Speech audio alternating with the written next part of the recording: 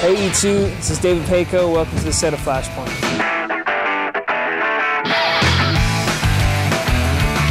It's a great Canadian show about Canadian stories that haven't been told before, and a type of police drama that hasn't been told before. This show is like a great American film. It's shot on 35mm, and it looks spectacular. It's great writing, and it's really smart action. Well, it's a very human angle. It's not exaggerated. It's not murder of the week. It's real stories that these ETF guys, these Toronto Murder Scene Task Force guys have encountered, and we've taken them and given them their own spin.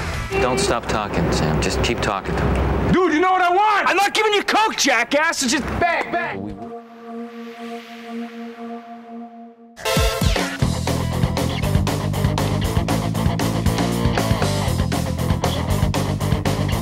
Ed Hardy is Don Ed Hardy, the grandfather of tattoos, the most prolific tattoo artist in the history of our world. And it is a line that Christian Audiger, probably the most storied designer in jeans and many other lines, took that on and created the super sexy Ed Hardy line, which includes our swimwear. 100%. Every piece is inspired by original Don Ed Hardy tattoo work. I believe the collection is about 50,000 images. Exactly. And we are very proud to be able to bring that to the Canadian public.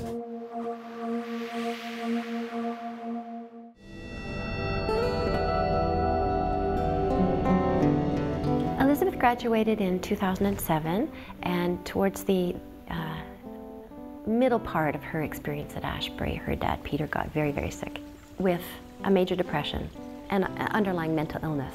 Every little domino crashed all at the same time. And one of the dominoes was our ability to help our kids with their education. I have 4 children, and they've all been to different schools. And when it got time for Charlotte, when she was finishing junior high, she said to me that she had wanted to go to Ashbury. And at that point, I had to explain to her that I didn't think that that was going to be possible. And at that point, she said to me, "Mommy, I can make my own future."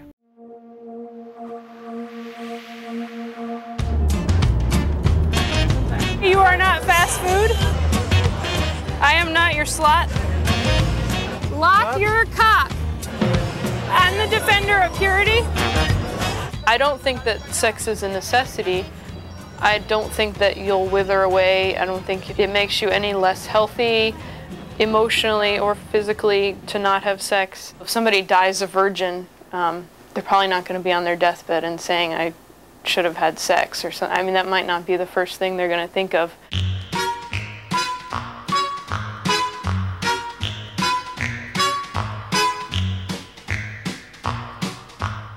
I'd started working with the Pink Nun, I think about 8 years ago. We've been collaborating.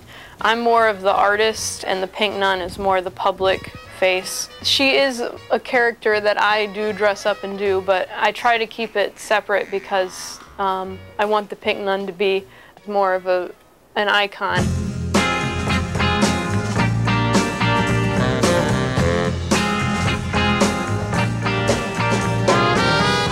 You know, one of the first products that really started was like purity panties. So I call them the modern day chastity belt. So this is one of my favorite designs. It says, "You ain't getting none," with a picture of the nun.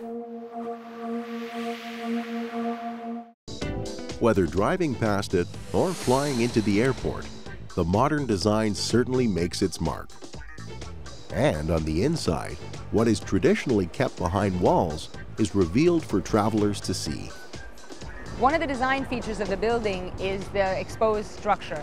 We call it architecturally exposed structural steel, and the architects worked very diligently with the structural engineers to design not only the structural elements of the building, but to work with the detailing and the aesthetics of all of the structural elements so that we could feel comfortable and expose all of them in their true sort of structural operating ways. Along with the groundbreaking architecture, art is a central element to this design. Some of the most eye-catching pieces of art the GTAA has incorporated into the new terminal include "I Dreamed I Could Fly" by Jonathan Borofsky, Untitled by Katharina Gross, Earthbound Unbound by Ingo Maurer, and Flight Song by Canadian artist Robert Charles Coyle. These are just a few of the great artworks you'll find all around Terminal 1.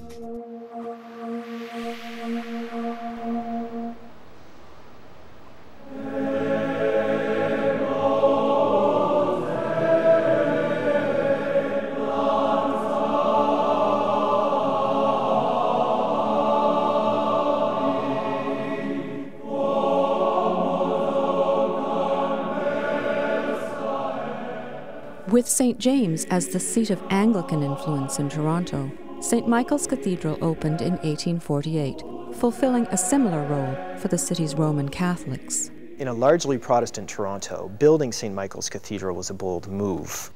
At the time that it was built, Toronto was growing very rapidly. Many of those people coming into the city were Roman Catholics, in particular Irish Roman Catholics. The cathedral, St. Michael's Cathedral, would have meant to them a great deal. It was a very grand structure, a beautiful neo-Gothic structure that said a lot about the dignity and the influence of the Roman Catholic faith in the city. So St. Michael's Cathedral would have staked a claim for Roman Catholics in the city of Toronto.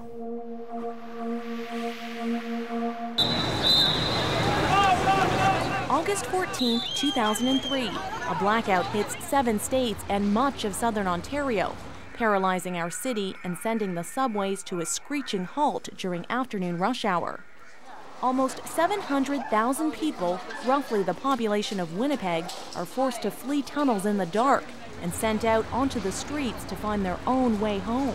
It was just frustrating because you're like trying to get communication to somebody, tell them I'm on my way, babysitters and all this stuff, and there's nothing happening, like nothing is going anywhere. Some operators were caught in stations that were pitch dark, and they had to feel their way through in the dark to get themselves and a few people out. While this blackout is the most recent, it wasn't actually the first. Traffic lights failed. In 1965, a similar blackout struck, paralyzing some of the very same tracks.